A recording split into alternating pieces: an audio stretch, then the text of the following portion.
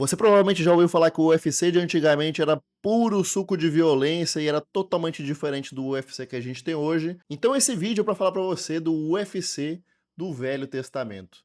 Mas antes mesmo do Royce Gracie se sagrar o primeiro campeão de todos os tempos do UFC 1, eu preciso explicar um pouco como que a gente veio parar aqui em novembro de 93 e como que a família Gracie tirou isso aqui da cartola. 20 anos antes do UFC começar, lá nos anos 70, a família Gracie trouxe o Brazilian Jiu-Jitsu, BJJ. Como vocês estão vendo aqui nessa imagem, a família do patriarca Hélio Gracie não era só um monte de irmão e primo que treinavam juntos.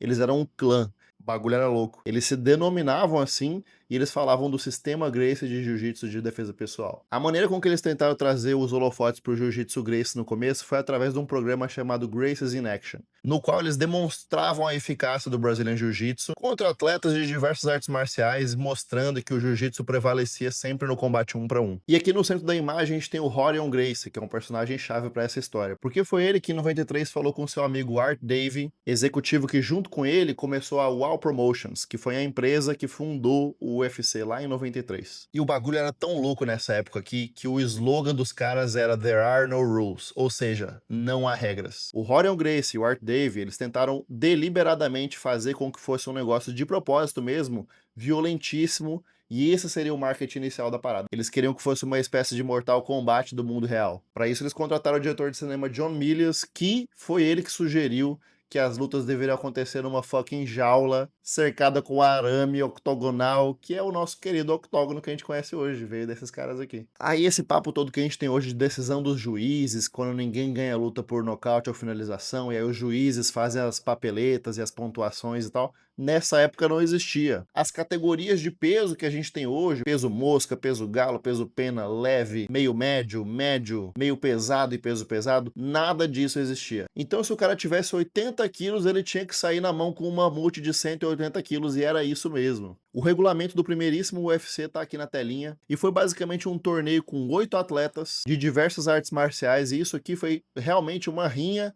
de artes marciais. Os caras fizeram realmente a coisa igual o jogo de videogame do Mortal Kombat, no qual tem várias artes marciais e eles saem na mão entre eles, igual os filmes dos anos 80 ali do Van Damme. Então tinha o cara do jiu-jitsu, tinha o cara do boxe, taekwondo, sumô, karatê, kickboxing. Então realmente era um negócio muito, muito perigoso, principalmente pelo fato deles não usarem nenhum tipo de equipamento de proteção, como luvas, por exemplo. Não tinha pontuação dos juízes, não tinha interrupção do árbitro em caso de nocaute, os caras tinham que jogar toalha. Aí podia puxão de cabelo, podia soco no saco, não tinha limite de tempo. E as únicas formas da luta acabar eram nocaute, finalização ou a desistência quando o corner do outro lutador jogava a toalhinha dentro do octógono. Não tinha vitória e derrota por decisão do juiz, não existia. E esse formato era de fato tão agressivo que no UFC 1 nenhuma das lutas passou de 5 minutos de duração. A cidade escolhida para sediar o UFC 1 foi Denver, porque no Colorado não tinha comissão atlética, então eles não precisavam de nenhum órgão regulador do governo para obter a aprovação das lutas sem luva. O resultado do UFC 1 com a vitória do Royce catapultou o Gracie Jiu-Jitsu no mundo das artes marciais. E a venda de 90 mil pacotes pay-per-view garantiu a existência de futuros novos eventos do UFC, o UFC 2, 3, 4, 5, sem falar na comercialização dessas lutas nas videolocadoras como a Blockbuster. Outra grande diferença do UFC do Velho Testamento pro UFC de hoje é que, olha só aqui na tela, a gente teve quartas, semi e finais na mesma noite. Tudo isso aqui aconteceu no mesmo dia. Então os lutadores de hoje, eles lutam muitas vezes 2, 3 vezes no ano no máximo. E nessa época aqui tinha neguinho lutando 3 vezes na noite. Mas uma diferença é que nessa época o UFC, né, diferente de hoje, que a gente tem lá o UFC 320, o UFC 325, o UFC 400, o UFC 3 milhões e 500. Nessa época aqui, como o UFC não era uma marca consolidada que ela é hoje, cada edição do UFC tinha um título tal qual um filme de Hollywood. O UFC 1 foi o início, o UFC 2 foi o Sem Saída, o 3, o Sonho Americano, a Vingança dos Guerreiros, Retorno da Besta. E aí cada edição, como a gente tá vendo aqui na tela, ela tinha meio que um títulozinho ali tal qual um filme. Obviamente para atrair o interesse da galera e vender mais pacotes pay-per-view e atrair o público. O UFC 2, para surpresa de absolutamente ninguém, foi mais uma vitória do Royce Gracie e foi o único torneio com 16 participantes. Então a gente teve oitavas, quartas, semi e finais. Foi nessa noite que o Royce se sagrou como o único lutador de MMA da história a lutar e vencer 4 vezes em uma noite. Outro destaque também foi a estreia do nosso grande Big John McCarthy, possivelmente o árbitro de MMA mais popular e querido pelo público de todos os tempos. Já no UFC 3, esse formato de torneio, de quartas e semi e finais, tudo na mesma noite, começou a mostrar alguns problemas. Nessa edição do UFC, o árbitro ele já tinha a autoridade de interromper a luta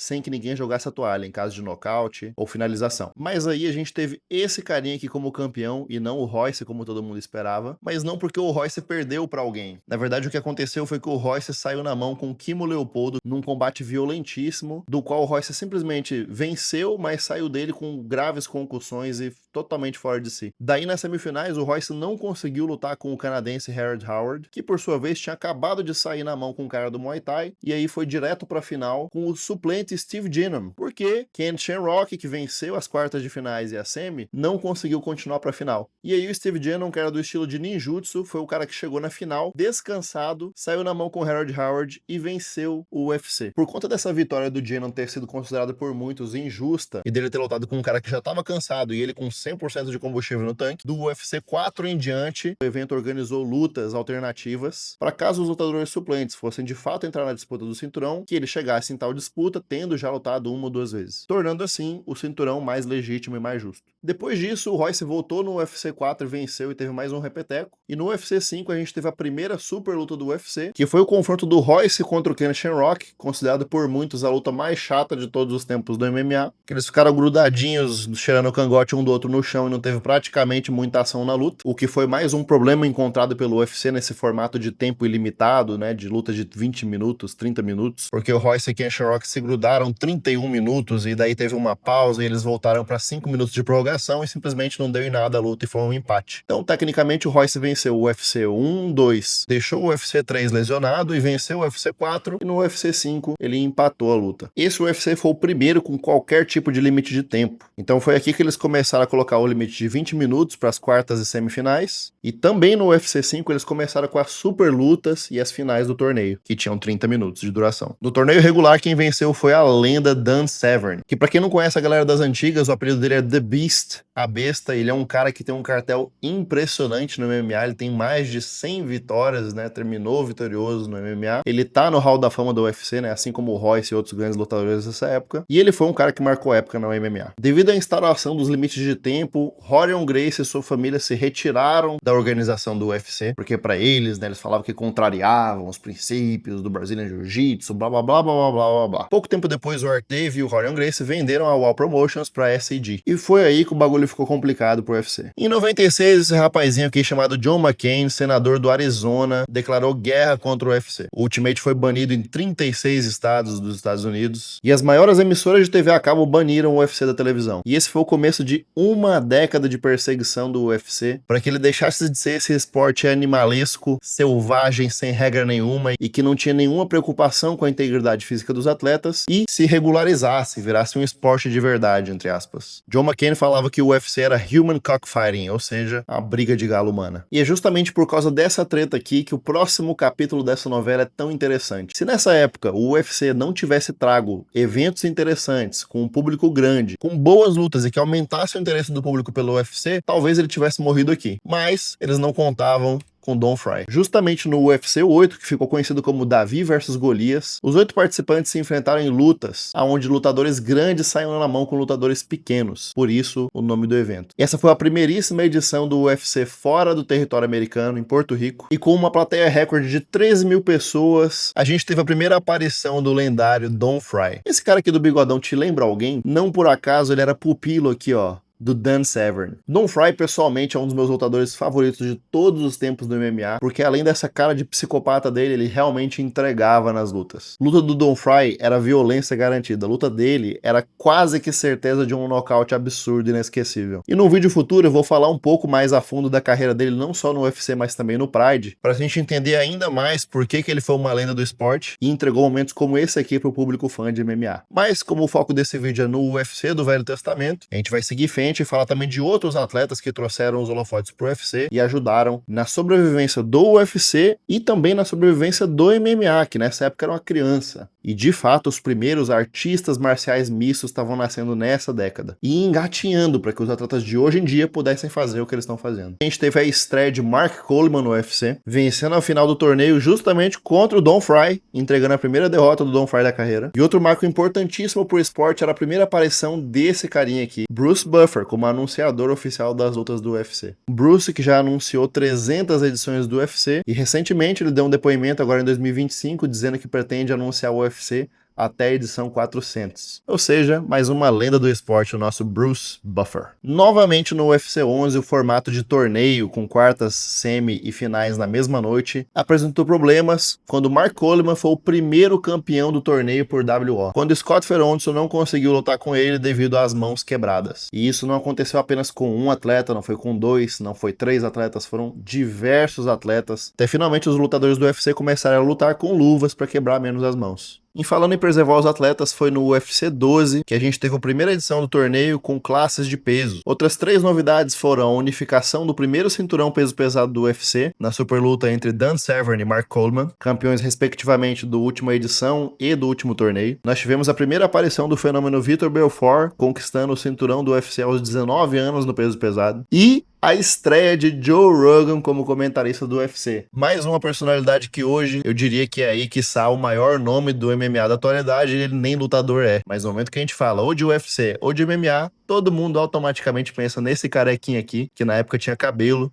e hoje é o host aí do maior podcast do mundo. Nas edições seguintes do UFC, ainda lutando contra a perseguição política, nós tivemos até edições no Japão em 97 e no Brasil, em São Paulo, no ano de 98, e aparições das lendas como Kazushi Sakuraba, Randy Couture, Vitor Belfort e Vanderlei Silva. Só que dessa época até o UFC começar a dar certo teve muito chão, e o início da mudança foi apenas no ano de 2001 com a chegada desse carinha aqui. O presidente do UFC, Dana White, nasceu em Manchester, Connecticut, em 1969, criado com a sua irmã mais velha pela mãe, June White. Dana White não tinha exatamente um pai presente dentro de casa, e a infância e a adolescência não foi exatamente fácil. Aos 20 e poucos anos, Dana White era instrutor de boxe em academias na região de Boston, e ele até que começou a fazer um sucesso danado com as aulas de boxe. Um dia, o Dana White recebeu um telefonema na academia dele, e a voz do outro lado falou que ele tinha que pagar $2.500 todos os meses, senão ele ia receber uma visitinha. Dana White ignorou esse telefonema e seguiu a vida dele, mas uma semana depois ligaram de novo e falaram que ele tinha 24 horas para entregar o dinheiro, senão o bicho ia pegar. Foi aí que o Dana White entendeu que a máfia local de Boston, em nome de Whitey Bulger, estava ligando para ele pedindo dinheiro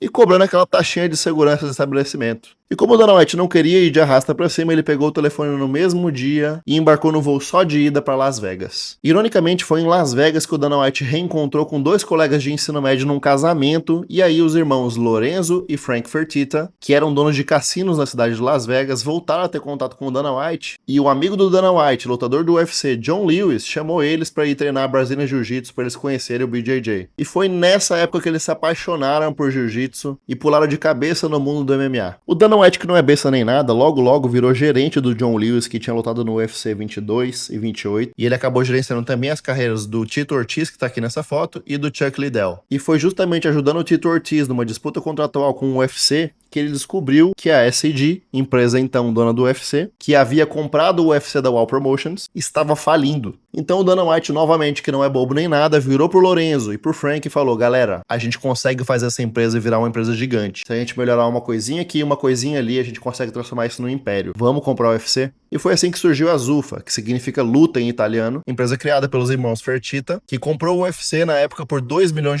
sociedade na qual Dana White tinha 10% e os irmãos Fertitta tinham 90%.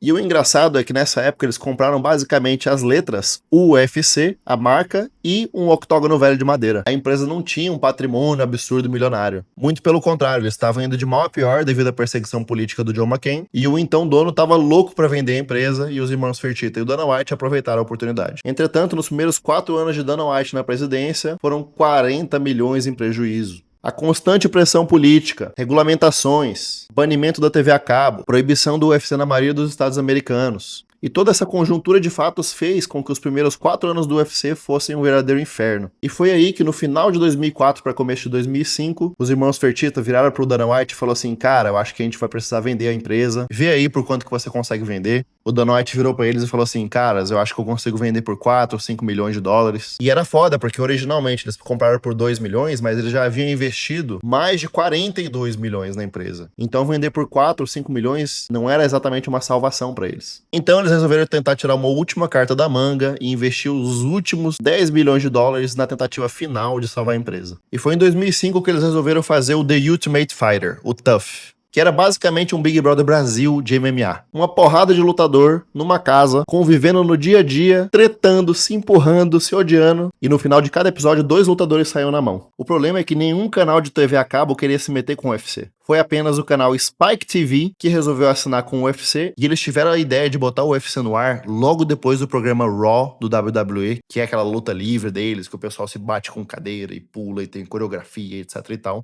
que nos Estados Unidos há muitos anos é uma coisa muito popular lá pra eles. Logo depois desse programa, eles passavam The Ultimate Fighter pra tentar pegar o embalo, entre aspas, do programa de wrestling. E não por acaso, essa estratégia deu certo e o episódio 1 de The Ultimate Fighter teve mais de 1 milhão de espectadores. O próprio presidente do UFC, Dana White, fala que o TUF salvou o UFC. A cada semana a audiência ia subindo e subindo, e na final do TUF a gente teve a luta que entrou pra história entre o Forrest Griffin e Stephan Bonnar, na qual o vencedor da luta ia ter um contrato de 6 dígitos com o UFC. E essa luta nem era a principal da noite, era a luta co-principal, era a penúltima luta da noite. Mas pra surpresa de todo mundo, Forrest Griffin e Stephan Bonnar entregaram uma verdadeira guerra e saíram na mão os 3 rounds, como se não houvesse amanhã e como se fosse a última luta da vida deles, como se estivesse valendo tudo. Essa luta é considerada por muitos a melhor luta de todos os tempos da história do MMA, e foi graças a esses 2 caras aqui que o UFC explodiu e virou um fenômeno nacional. Inclusive comprando o Pride 2 anos depois, devido ao suposto envolvimento dos donos do Pride com a máfia japonesa Yakuza. Os boatos é que eles estavam manipulando o resultado de algumas lutas para lavar dinheiro da máfia. Daí, a Zuffa, a empresa dos irmãos Fertitta e Dana White, foram lá e vapam no Pride. Daqui pra frente, o céu foi o limite, porque em 2011 eles compraram também o Strike Force, que era outro grande competidor do UFC, e assinaram um contrato de 100 milhões de dólares por 7 anos de transmissão na Fox. E 5 anos depois, já na era Conor McGregor, a Zuffa finalmente vendeu o UFC por 4 bilhões de dólares. Olha a carinha de felicidade deles enchendo o bolso de dinheiro. 2 anos depois, eles assinaram um contrato de transmissão exclusivo com a ESPN por 1,5 bilhão de dólares. Esse carinha de terno azul é o novo dono da empresa, que é o Ari Emanuel. E os caras têm um império simplesmente dono do UFC, do WWE e da TKO. Então eles têm os maiores eventos do mundo de MMA, luta livre e power slapping. E tudo isso não seria possível se esses caras aqui não tivessem lá em 93 saído na mão, lá no UFC 1 dos Estados Unidos. E esse foi um breve resumo da história do UFC do Antigo Testamento, dos percalços, desafios e obstáculos que o Dana White e toda a equipe do UFC teve desde o comecinho dos anos 90 até os dias atuais para transformar o UFC no que ele é hoje. E como eu sei que você que tá vendo esse vídeo também quer saber mais sobre a história do Pride, vem aí o próximo vídeo do canal só sobre Pride Championship. Eu vejo você do outro lado no próximo conteúdo.